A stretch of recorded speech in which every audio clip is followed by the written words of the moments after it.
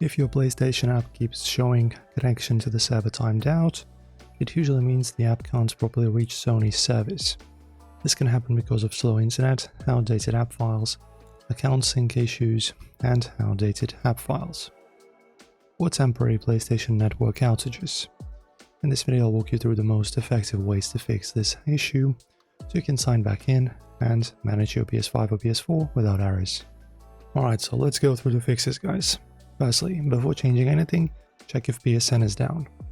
So let us go to status, PlayStation. Alright, let's just type in PSN status. There you go. Go here and let us see. Choose the country, let's say UK. As you can see, all services are up and running. After that, I'll restart the PlayStation app. Close it completely from recent apps, then reopen.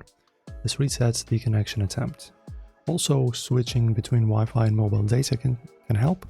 Weak or restricted networks cause server timeout errors. Try switching. Turn off Wi-Fi and use mobile data, or turn off mobile data and vice versa use Wi-Fi.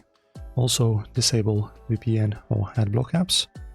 They often block PlayStation app from reaching Sony's service. Also, you can go to Settings, Apps, PlayStation app, Storage, and clear the cache. This removes corrupted temporary files that block login. Also, outdated version can break sign-in. Go to Google Play or the App Store and tap Update if available.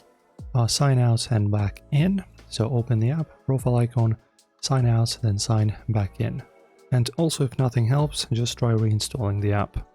And these fixes should help you guys. Try these solutions and let us know in the comments if they helped. Thanks for watching, guys, and see you soon in the next one.